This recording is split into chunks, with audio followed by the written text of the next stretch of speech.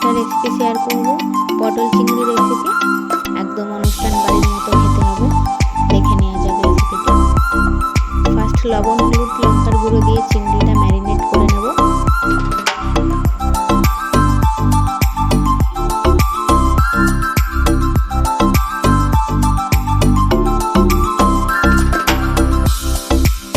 চিংড়িটা ম্যারিনেট হয়ে গেছে, তারপর পটলটা লবণ হলুদ দিয়ে ম্যারিনেট করে কিছুক্ষণের জন্য রেখে দেব।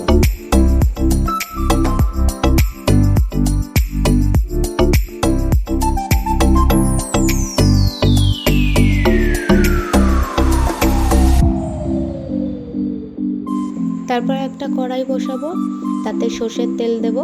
তেলটা গরম হয়ে গেলে পটল চিংড়ির জন্য কেটে রাখা আলুগুলো লবণ হলুদ দিয়ে ভাজা করে নেব লাল লাল করে।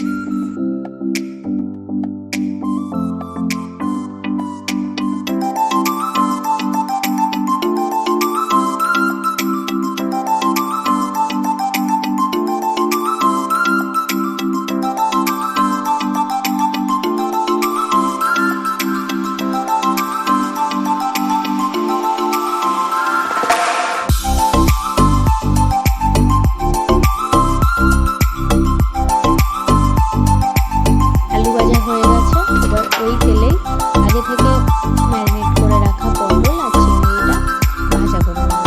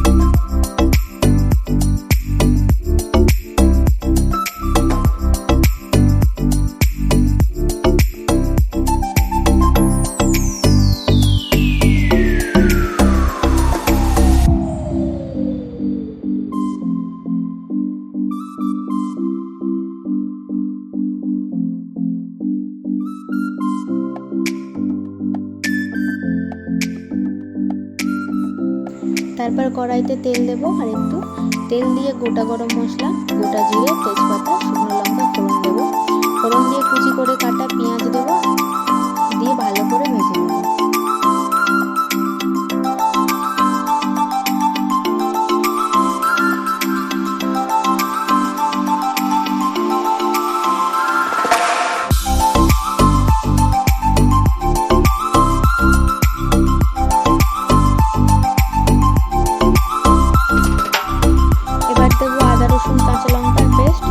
অল্প আছে আদা রসুনটা ভালো করে কষে নেব, যাতে আদা রসুনের কাঁচা গন্ধটা চলে যায়।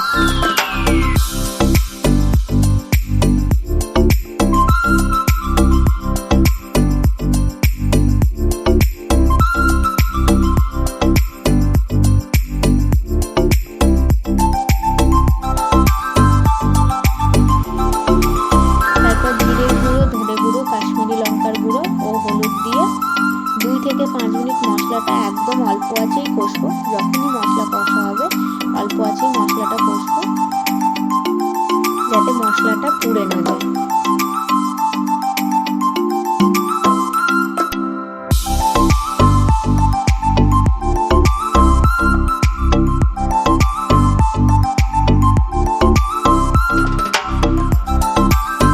এবার এই স্টেজে দিয়ে দেবো টমেটো পেস্ট। টমেটোটা দিয়ে ভালো করে কষাতে হবে, যাতে টমেটোর কাঁচা গন্ধটাও চলে যায় আর মশলা থেকে তেলটাও বের হয়ে যায়।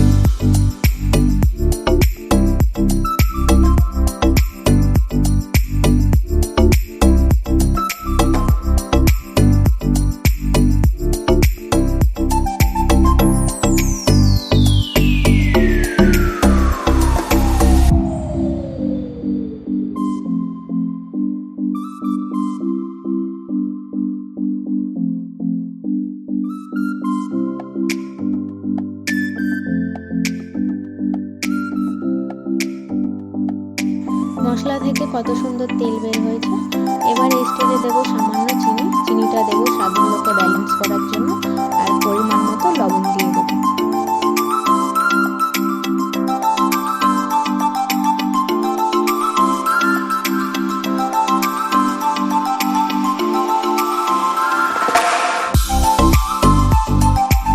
সাদা তিল ও কাজু বাদাম পেস্ট দিয়ে অল্প আঁচে ঢাকা দিয়ে সবকিছু কষিয়ে নেব।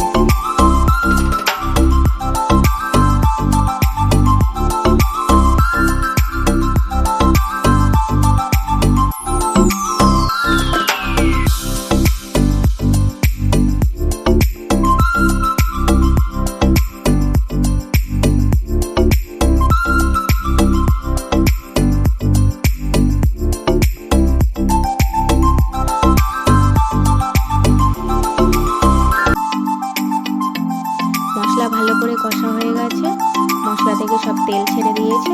এবার এই স্টেজে দিয়ে দেবো ভেজে রাখা আলু, পটল ও চিংড়ি।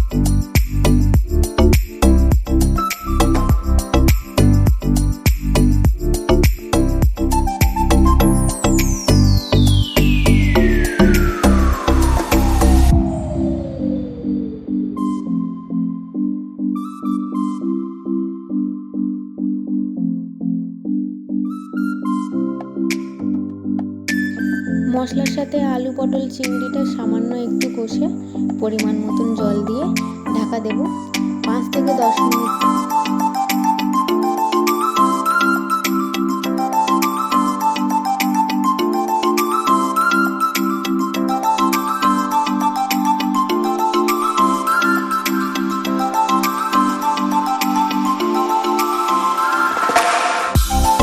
পরে ঢাকাটা খুলে গরম মশলা দিয়ে একটু ফুটিয়ে নিয়ে নামিয়ে নেব।